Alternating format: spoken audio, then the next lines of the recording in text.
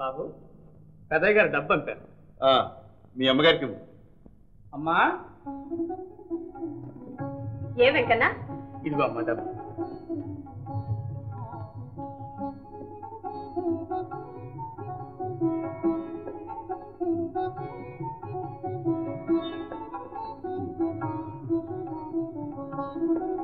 బులేమా, ఓ బులేమా. వస్తున్నా.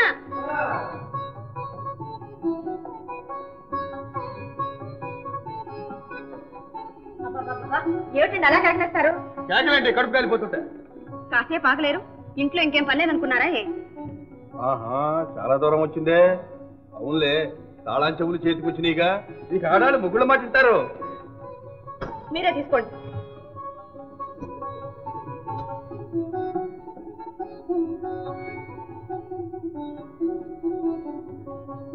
ఇదిగోండి. వద్దంటే ఊరుకుంటానేమిటి? ఏం చేస్తావేంటి? ఏం చేస్తానా? తినిపిస్తాను. నోరు తెరవండి.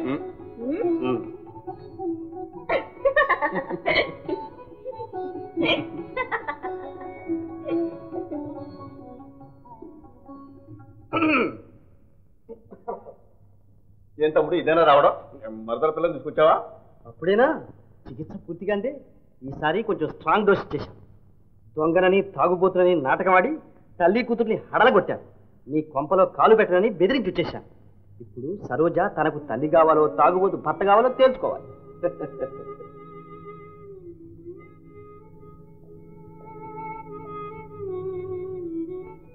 నా చెల్లెలు ఏం తప్పు చేసిందని ఎంత శిక్ష. సరోజ మంచి పిల్ల, దాన్ని ఇలా హింస పెట్టడం న్యాయం కాదు. ఇదంతా మీ చెల్లెలి మంచి కోసం. సరోజ మంచి పిల్లనేగా నేను చేసుకున్నది. మీరేం దిగులు పెట్టుకోవద్దు.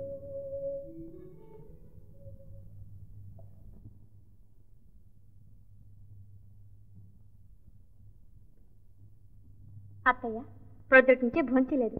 ఈ పలహారమైనా తీసుకోండి. నాకు కలదు. ఎన్నిసార్లు పని నీకు బుద్ధి లేదు? ఎందుకత్త అంత కోపం?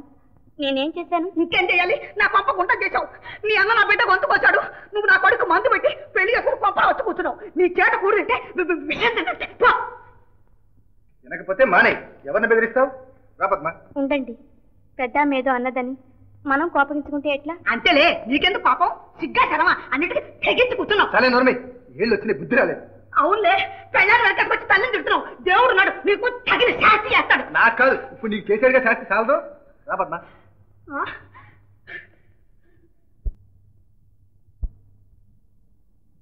పాలల్లో నీళ్లు కలిపినందుకు 2000 రూపాయలు జరిమానా. అన్యాయం, అన్యాయం. పాలల్లో నీళ్లు కలపకుండా పెట్రోల్ కలుపుతారా? ముందు ఊళ్ళో పాల సంఘం పెట్టించి సమ్మె చేయిస్తాను. పాలలో నీళ్లు కలపకూడదని ప్రభుత్వం వారు లా పాస్ చేశారు. పాలల్లో నీళ్లు కలిపితే నేరం, నీళ్లలో పాలు కలిపితే అప్పుడేం చేస్తారు? అసలు నీళ్లు కాపని పాలు తాగే మగాడోడ రమ్మను. అజీర్తి పుట్టి దెబ్బకు ఠాన్ చేస్తాడు.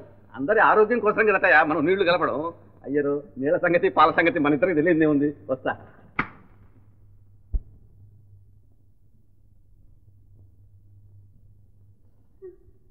అమ్మయ్యా, ఇంటి కోసం వీధంతా 3 సార్లు వెతికాను.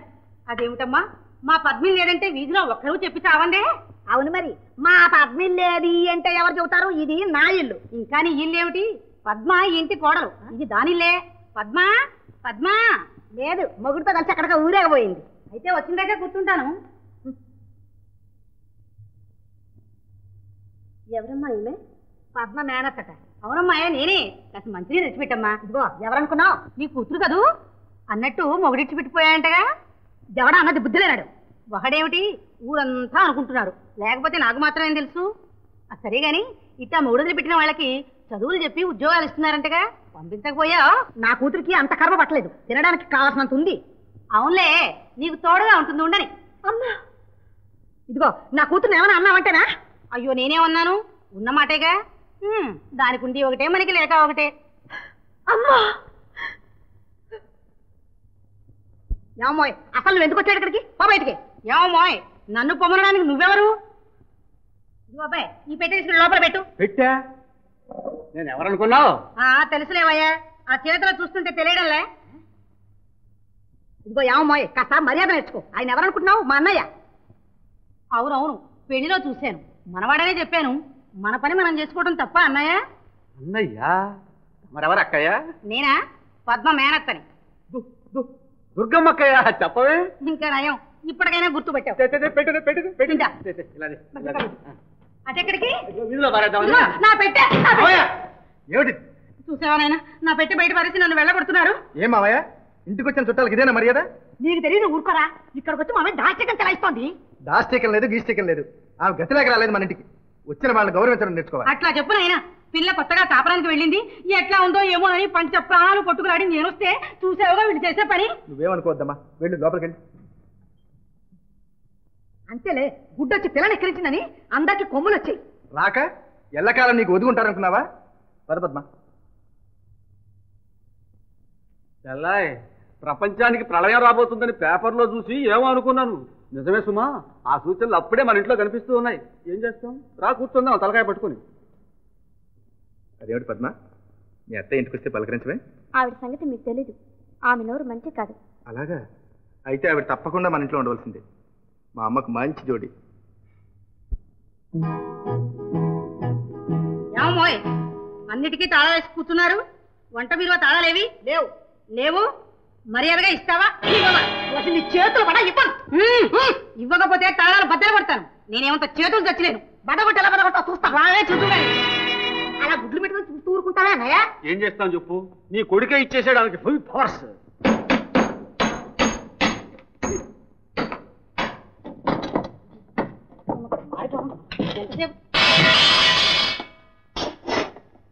ఆకలి ఎత్తి వస్తుంటే లక్షణంగా వండి పెట్టుకుంది లడ్లు ఇడ్లు పకోడీలు. ఏమే ఎక్కడా?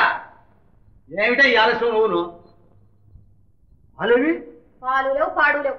బరి దండింది. ఎట్టాగే? ఎట్టాగా రాని అబ్బాయి రాని నీ సంగతి చెబుతా. నన్ను ఇట్లా ఏడిపిస్తా. ఈ సంసారం ఎట్టా ఏదను? దమ్మిడి సంపాదన లేదు. ఎన్నాళ్ళన్నారు ఎక్కడ మొక్కలు చేసుకునేది. నేనేం చేశానే? ఇంకేం చేయాలి? నీకు సంపాదించడం ఎట్టాగో చేత కాదు. అబ్బాయి గుండా మల్లుడు అయితే ఆ యాసి వస్తుంది అనుకుంటే ఆ యాసి కూడా లేకుండా పోయింది. ఎక్కడికి పోయింది? అసలు ఆశకు చావే లేదే పిచ్చిదానా. గుండం మల్లుడు తాగుబోతు దొంగ. వాడు ఏనాటికైనా మనవాడిలాగే జైలుకు పోవాల్సిన వాడే. అప్పుడు వాడికి విడాకులు ఇప్పించి మన అబ్బాయి సరోజు నుంచి పెళ్లి చేసేద్దాం. ఏంటేంటి నా కొడుకు మారుమనువా? నీకు తెలియదే, మన వాడికి మారుమని వెంటనే ఇష్టం. నేను చెప్తున్నానుగా, అంతే.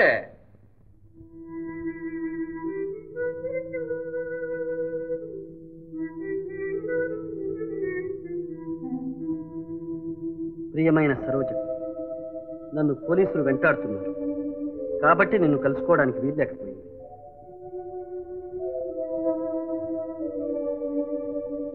అసలు విషయం, నాకు ఒక చోట పని దొరికింది. ఈ రాత్రి 12 గంటలకు ఊరు బయట నీ కోసం ఎదురు చూస్తుంటాను. నీవు నాతో రాదరచుకుంటే వచ్చి కలుసుకోవలసింది. ఇటు రాజు.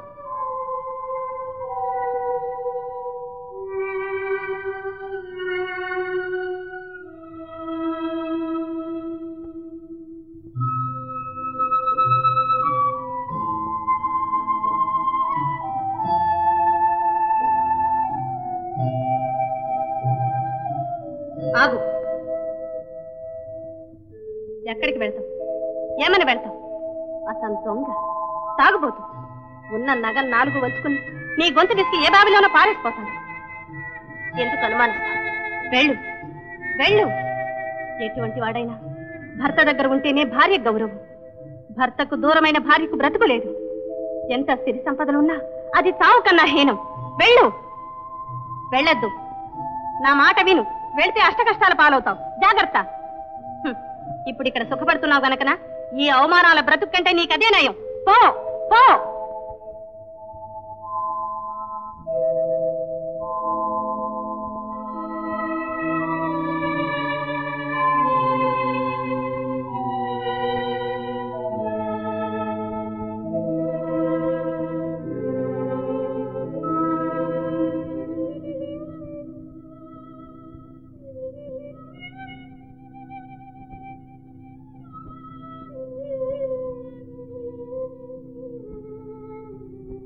ఎక్కడికే ప్రయాణం?